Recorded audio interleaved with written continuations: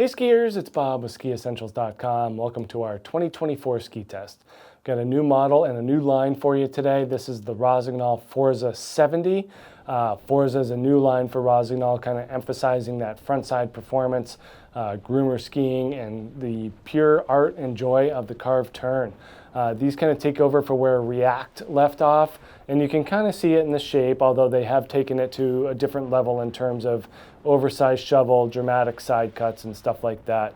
But we do get a 50, a 60, a 70, and a 70 Master. The 70 Master features a denser wood core, and it comes with a Rossignol race plate on it as opposed to this connect binding system. So it's just a little bit more of that race-oriented construction than this normal 70, but no love lost for this ski. Still rips pretty darn hard on groomed and smooth surfaces.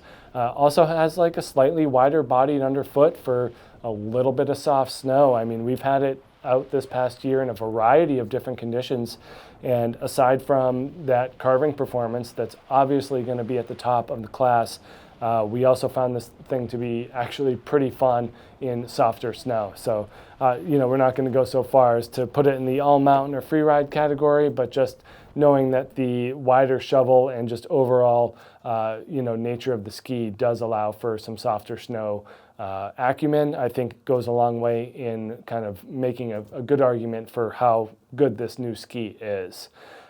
Just a quick note on the numbers. They stand for what is the intended type of edge angle you should achieve. So 70 is the most aggressive, and then down to 60, 50, as opposed to calling it a turn radius, although we have that information for you as well. But construction-wise, we are built with a poplar wood core.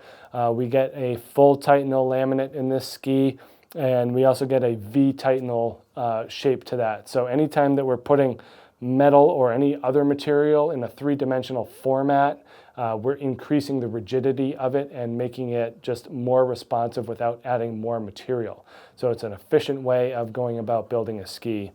We also get their carbon alloy matrix, so that's helping to stiffen the ski both longitudinal and torsionally. And then in the tip, we have a reinforced tip technology. So we're going to lose torsional stiffness as you go wider. So with this wider shovel here, 135 in that shovel in this 173, you do need some extra material in there to allow the skier to tip that ski up on edge without losing that stiffness. The wider it gets, kind of the more floppy it gets. So they put extra material in there just as a reinforcement. Helps with the initiation of the carve and does a really good job at that as well. So nice sophisticated construction going on here. And then when we look at shape and profile, it's very much in that front side category. Dramatic oversized shovel, nice side cut. This one's 14 meter turn radius, 78 millimeters underfoot, and 111 in the tail. So the taper drop from tip to tail is pretty dramatic, giving you kind of more of that pintail feel. So you can kind of, it doesn't really like pull you across the fall line.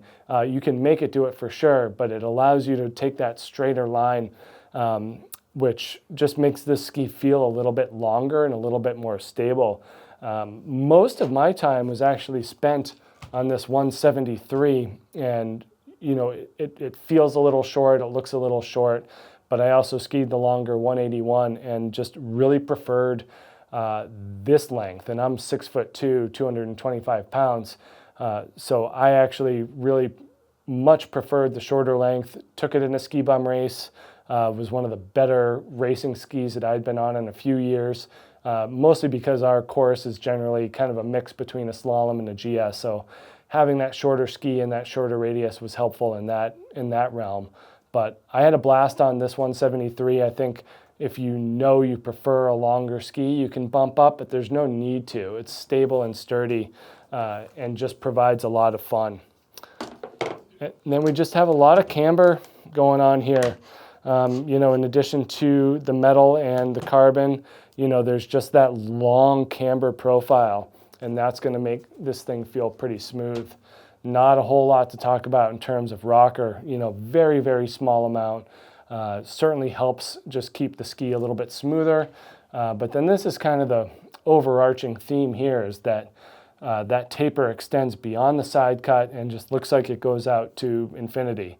So that's giving you that long, effective edge, and then just having that extra material in here allows you to hook into the turn cleaner and smoother than most other skis in that range.